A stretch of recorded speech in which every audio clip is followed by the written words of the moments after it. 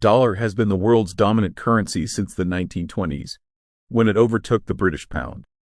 The U.S.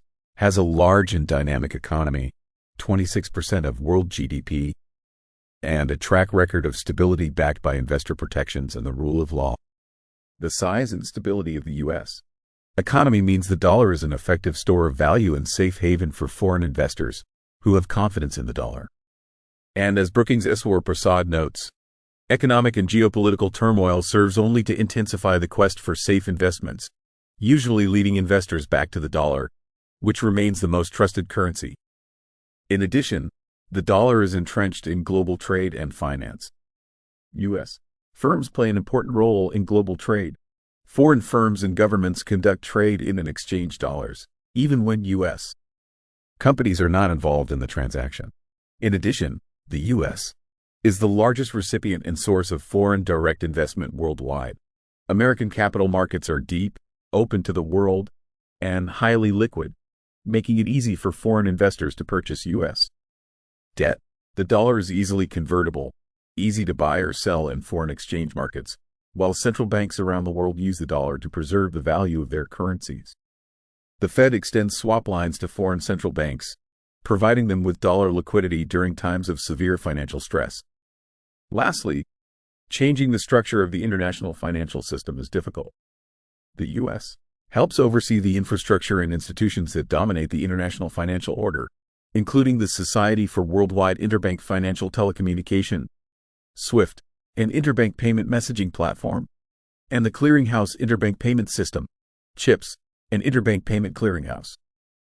These non-traditional reserve currencies attract reserve managers because they offer diversification, generate relatively attractive returns, and are becoming easier to buy, sell, and hold with the development of new digital financial technologies, such as automated market-making processes and automated liquidity management systems.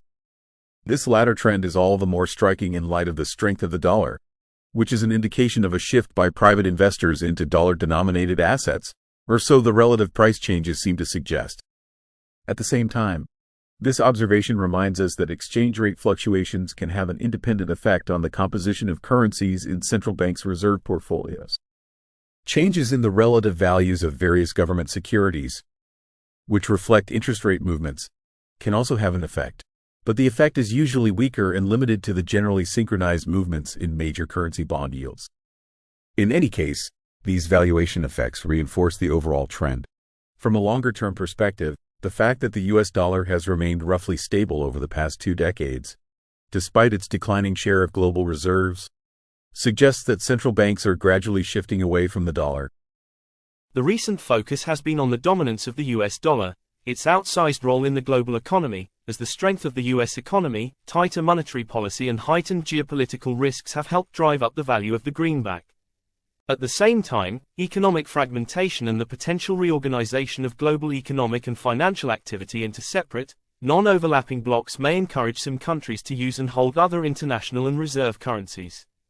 The latest data on the composition of official foreign exchange reserves from the International Monetary Fund, IMF, show a gradual decline in the dollar's share of foreign exchange reserves held by central banks and governments.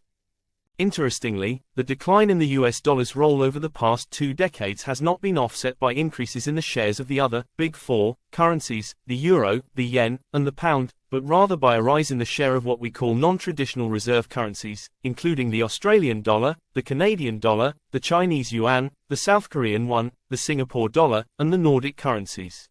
We also found that financial sanctions, when imposed in the past, have prompted central banks to make small shifts in their reserve portfolios towards gold and away from currencies at risk of being frozen or transferred, as gold could be stored domestically and thus avoided the risk of sanctions. The study also noted that central banks' demand for gold has increased amid global economic policy uncertainty and geopolitical risks. These factors may be behind a number of emerging market central banks accumulating more gold. But before we pay too much attention to this trend, we should remember that gold's share of reserves remains low by historical standards.